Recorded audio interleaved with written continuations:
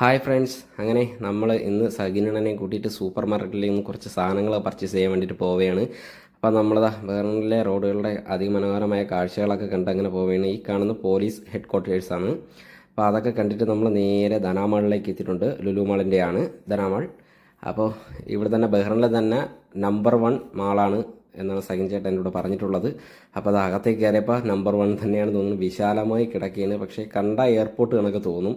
അങ്ങ് വിശാലമായി കിടക്കുകയാണ്. അപ്പോൾ അതൊക്കെ നമ്മളിങ്ങനെ നോക്കി വിചിത്രമായിട്ട്, ഞാൻ ഇങ്ങനെയൊക്കെ ആദ്യമായിട്ടല്ലേ കാണുന്നത്. അപ്പോൾ അതൊക്കെ വിചിത്രമായിട്ട് ഇങ്ങനെ നോക്കിയിട്ട് അണ്ണൻ്റെ കൂടെ നേരെ നമ്മൾ എസ്കലേറ്റർ കയറിയിട്ട് മുകളിലേക്ക് ഷോപ്പിങ്ങിന് വേണ്ടിയിട്ട് നമ്മളിങ്ങനെ കയറി പൊയ്ക്കൊണ്ടിരിക്കുകയാണ്.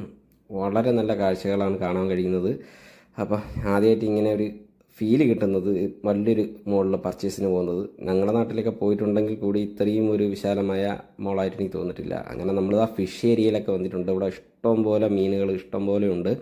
അപ്പോൾ സെക്കൻഡ് ആവശ്യമുള്ള സെക്കൻഡ് മേടിച്ചിട്ട് ഞാനിങ്ങനെ നോക്കിയപ്പോൾ അത് കളർഫുള്ളായിട്ട് കുറേ ഫ്രൂട്ട്സുകൾ അങ്ങനെ ഇരിക്കുകയാണ്. ഇഷ്ടംപോലെ അത്യാവശ്യം നല്ല വിലക്കുറവും കാര്യങ്ങളും എല്ലാം ഉണ്ട്. 750 ഫിൽസ് അങ്ങനെയൊക്കെ ഉള്ളൂ. ഓറഞ്ചിനൊക്കെ മന്ദാരിന് ഓറഞ്ച്, ആപ്പിള്, ഇഷ്ടം പോലെ തരം ആപ്പിളുകൾ, വെറൈറ്റി ആപ്പിളുകളൊക്കെ ഉണ്ട്. അപ്പോൾ ഫ്രൂട്ട്സുകളൊക്കെ കണ്ടാൽ തന്നെ എൻ്റെ കണ്ണ് തള്ളിപ്പോയി.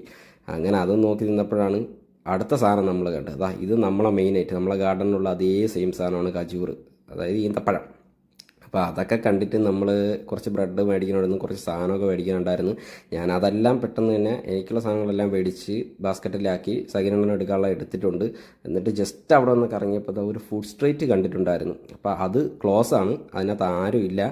അതിപ്പോൾ തിരക്കില്ലാത്തതുകൊണ്ടായിരിക്കാം. അപ്പോൾ അതൊക്കെ കണ്ട് ഇങ്ങനെ കറങ്ങി നടന്നിട്ട് കുറച്ച് നേരം ഇവിടെ നിന്ന് കറങ്ങിയിട്ട് അണ്ണൻ്റെ സാധനം മേടിച്ച് കഴിഞ്ഞപ്പോഴത്തേക്ക് ഞാനും എൻ്റെ സാധനം എടുത്ത് കഴിഞ്ഞു. ഇതെല്ലാം കൊണ്ട് നേരെ ഞാൻ ബില്ലിങ്ങിലേക്ക് പോവുകയാണ്. അങ്ങനെ അതും കഴിഞ്ഞ് ബില്ലിങ്ങും ചെയ്തിട്ട് ഇവിടെ നിന്ന് ഇറങ്ങിയിട്ടുണ്ട്. ഞാൻ ഇവിടെ നേരെ സാധനങ്ങളെല്ലാം വണ്ടിയിലേക്ക് വേണ്ടിയിട്ട് പോവുകയാണ്. അപ്പോൾ ഇതാണ് നമ്മുടെ സെക്കൻഡ് എണ്ണ. ഓക്കെ, അപ്പോൾ അടുത്ത വീഡിയോയിൽ കാണുന്നവരെ ബൈ.